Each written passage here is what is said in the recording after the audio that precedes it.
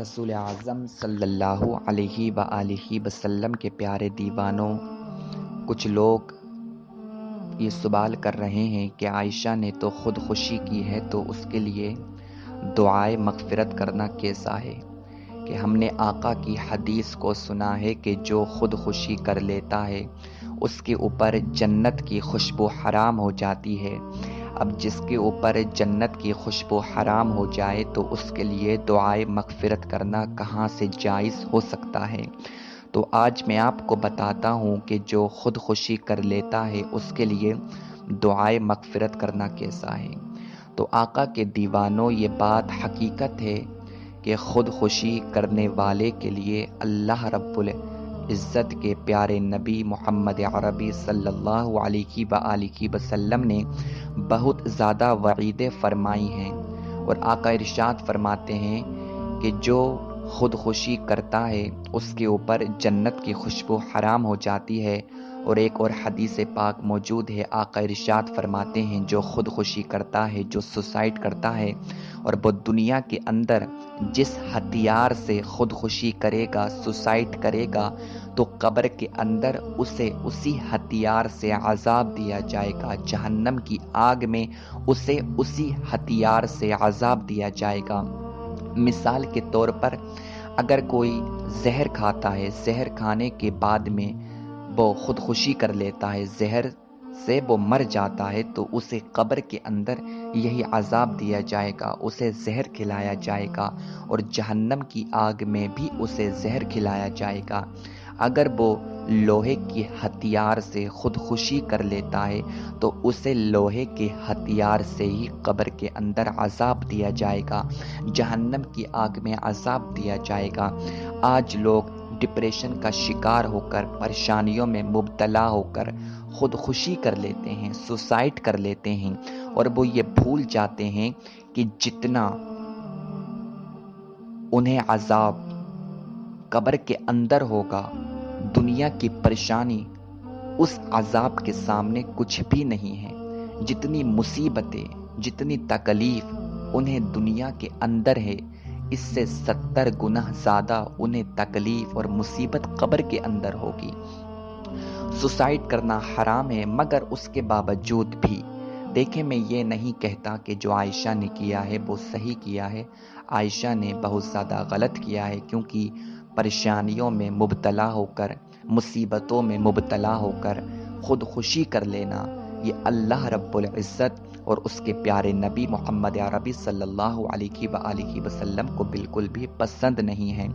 مگر اس کے باوجود اہل السنتی والجماعت کے نزدیک خودکشی کرنے والے کے لیے دعائے مغفرت کرنا جائز ہے، کیونکہ خودکشی کرنا یہ حرام ہے، کبیرہ گناہ ہے، یہ شرک اور کفر نہیں ہے۔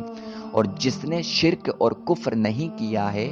اس نے کتنا بھی بڑا گناہ کیا ہو، چاہے وہ کتنا بڑا زانی ہو، سود خور ہو، چغل خور ہو، چاہے اس نے خودکشی کی ہو، اس کے لیے دعائے مغفرت کرنا جائز ہے، اور ہمیں اس کے لیے دعائے مغفرت کرنا چاہیے۔ مگر آپ یہاں پر ایک بات سمجھ لیں،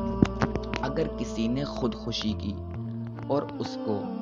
جائز سمجھ کر کی، یعنی اگر کوئی خودکشی کر لیتا ہے اور اس نے خودکشی کو اچھا سمجھا، اس کو جائز سمجھا، تو اس کے لیے دعائے مغفرت کرنا حرام ہے، کیونکہ کسی حرام کو جائز سمجھنا یہ کفر ہے۔ تو اگر کوئی خودکشی کر لیتا ہے تو اگر اس نے اس کو جائز نہیں سمجھا ہے تو اس کے لیے دعائے مغفرت کر سکتے ہیں، اس کے لیے دعائے مغفرت کرنا چاہیے۔ اور اگر کسی نے اس کو جائز سمجھ کے کیا ہے، اگر کسی نے خودکشی کی ہے، جائز سمجھ کر کی ہے، تو اس کے لیے دعائے مغفرت کرنا یہ جائز نہیں ہے۔ آج میں اپنی ان بہنوں سے کہنا چاہتا ہوں، دیکھیں، جتنی ہمیں شریعت نے اجازت دی ہے، ہمیں اتنا ضرور کام کرنا چاہیے۔ اگر آپ کا شوہر آپ کو مارتا ہے، آپ کو طعنہ دیتا ہے، آپ کو گالیاں دیتا ہے، تو آپ اس سے طلاق لے سکتی ہیں، اگر آپ اس کے ساتھ نہیں رہنا چاہتی، کیونکہ تکلیفوں اور مصیبتوں کا یہ سلوشن نہیں ہوتا ہے کہ آپ خودکشی کر لیں۔ خودکشی حرام ہے۔ آپ ذرا تاریخ کو پڑھیں، جتنا ظلم حضرت سیدہ آسیہ رضی اللہ تعالی عنہا پر ہوا ہے اتنا ظلم کسی عورت پر نہیں ہوا ہے،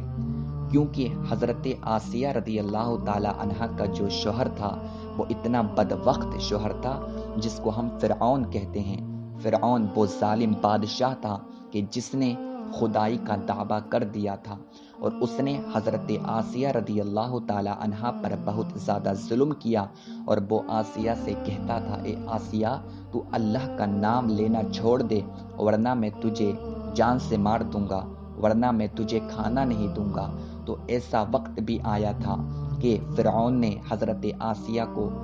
کھانا نہیں دیا تھا، کیونکہ آسیہ اللہ کا نام لینا نہیں چھوڑتی تھیں، ہر ٹائم اللہ کا ذکر کیا کرتی تھیں۔ اور ایک مرتبہ فرعون نے حضرت آسیہ کو دیوار پر کھڑا کیا اور ان کے ہاتھوں میں، ان کی پیشانی پر،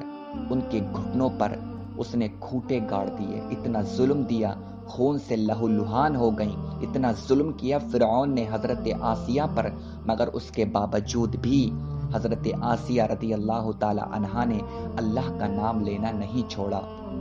اب وہ حضرت آسیہ رضی اللہ تعالی عنہا کی شان ہے۔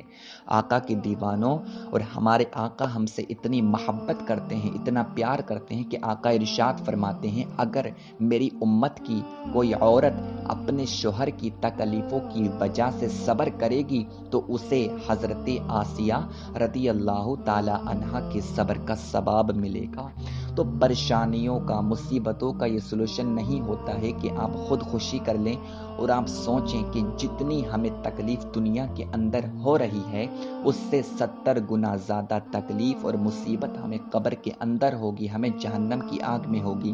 تو جو آقا کی یہ حدیث پاک ہے کہ جو خودکشی کر لیتا ہے اللہ رب العزت اس کے اوپر جنت کی خوشبو حرام کر دیتا ہے۔ اس حدیث پاک میں علماء تعویل کرتے ہیں، یہ حدیث تعویل کی جاتی ہے۔